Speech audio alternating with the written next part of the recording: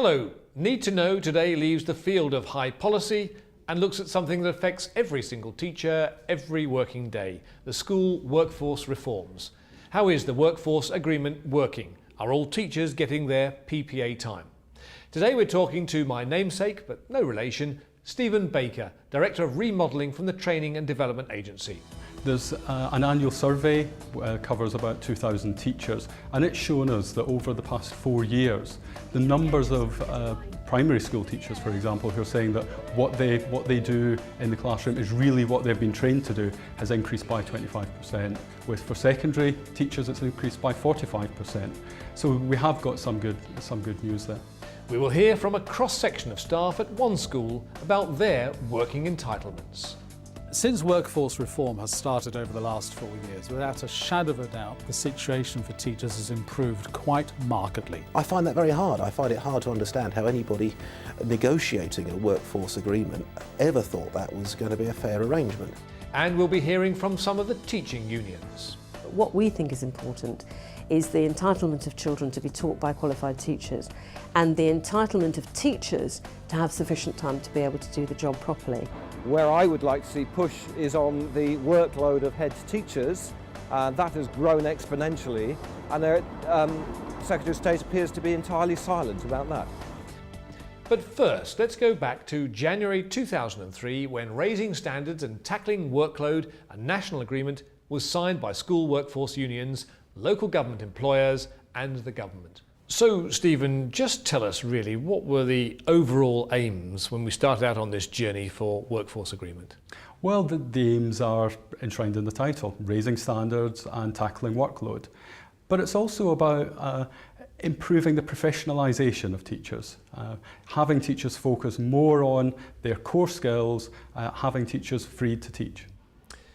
The changes outlined in the workforce agreement were to be introduced in phases. The first reforms from September 2003 covered the introduction of work-life balance, the creation of leadership and management time for those with extra responsibilities, and the delegation of routine administrative and clerical tasks.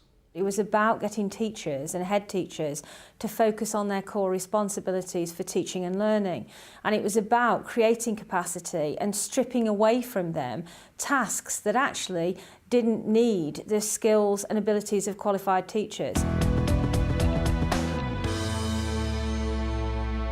The second phase of the workforce agreement from September 2004 brought in a new limit of 38 hours a year for the amount of time teachers could be expected to cover for absent colleagues. Just explain really why this cover limit was needed. Well, teachers in the past had spent a lot of time covering absences of other teachers. It was important to get teachers focused instead on their own professional development, on giving them time to spend on planning and preparation, assessment of pupils' work, and also to make sure that teachers weren't overworked so that morale, retention and recruitment issues would be addressed. In terms of cover, of course, the 38 hours was what the government said would be an absolute maximum, and every school should be working towards reducing it so that no teacher would be used for cover except in extremis. So we are really trying to make sure that no schools are just routinely using teachers in the way that they have. From September 2009, there will be a new expectation that teachers should only be expected to cover rarely. But bought-in supply cover is expensive. Does this present a problem for a school like King's Langley? The onus is from September 2009 that really teachers should be doing hardly any cover at all. Well, I don't mind admitting that that's going to create a lot of difficulties for this particular school. Every time a colleague is off sick, that's £200. Every time a colleague goes out on a trip, that's £200 for supply. That very, very quickly mounts up, and it doesn't seem to me to be a sustainable situation. It is difficult. Some people don't do their 38 or 39 subject covers a year. Others do more, and some do, dead on the right amount. The third phase of the workforce agreement came in from September 2005. It heralded the introduction of dedicated headship time. It ended the expectation that teachers would be used to invigilate external exams.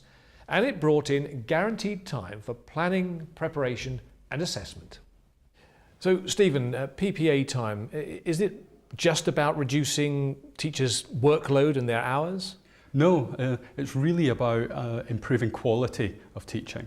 Teachers now have time to spend often working with colleagues in planning for lessons, preparing materials.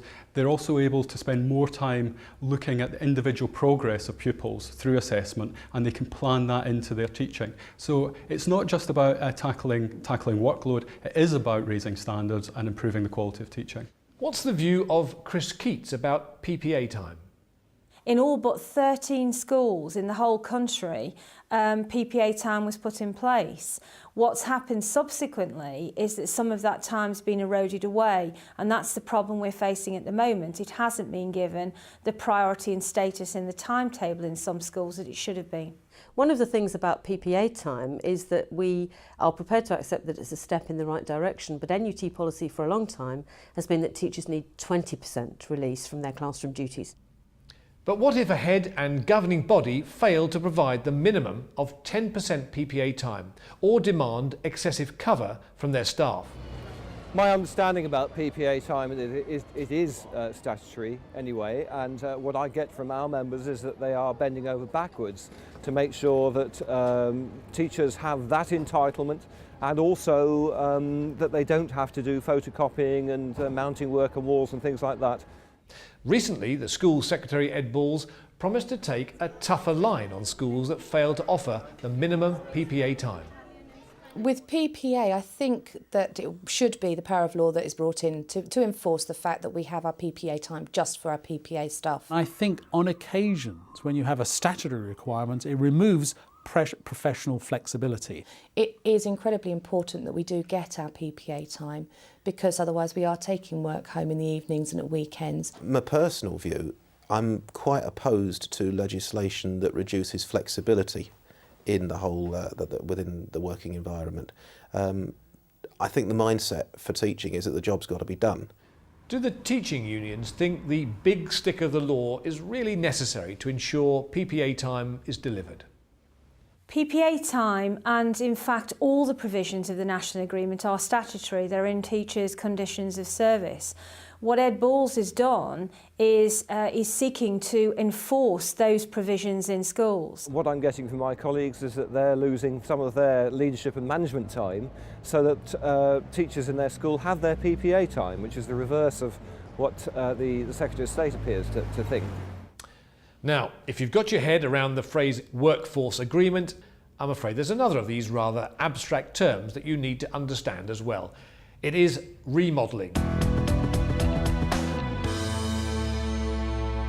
Remodelling is a process for schools to adapt to and to manage change. Basically, schools have a set of tools and techniques that they get the whole school staff involved in using to design or to redesign what the school staff structure will look like. I think the whole business of remodelling is a continuous process. You know, I think you hear some people say that it's now happened and the statutory bits are in place, but it's a continuous process.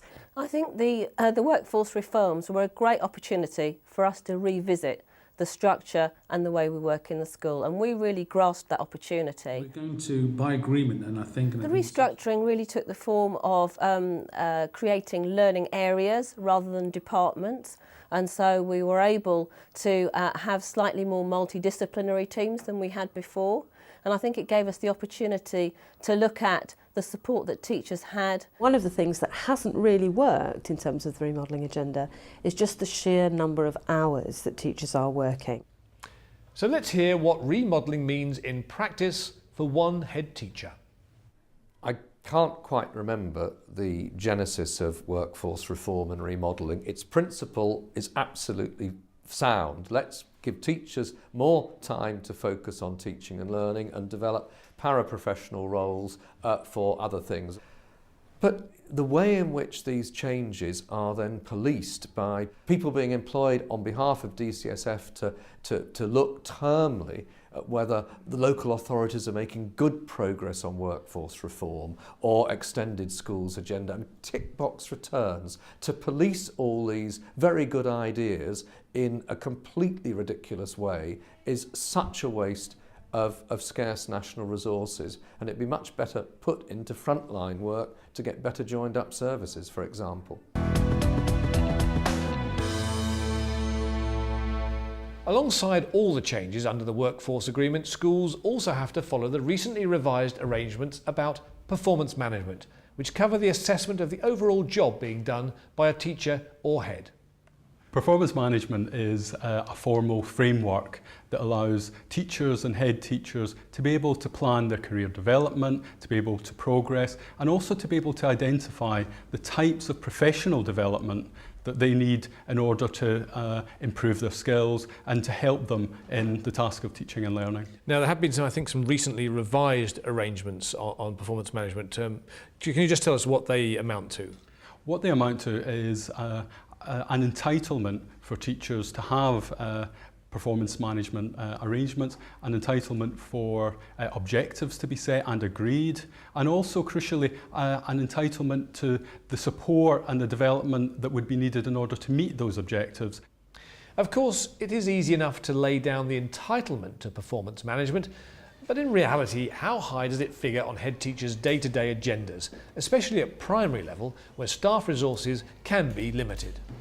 When I fall out with a friend, I make up by sometimes making a joke of it. I would have liked to have more support with becoming a deputy and taking on that role. There didn't seem to be a lot around, but the performance management I've had in school has allowed me to at least share those needs and concerns with my head, who's then been able to provide what she can. We're just about to do some review of what the impact's been 12 months into the revised performance management arrangements. The feedback that we're getting from members is that people are now working the system in terms of all the elements are in place, but the quality of that experience is at the moment very difficult to judge. So, Stephen, is continuing professional development, is that now an absolute entitlement for every teacher?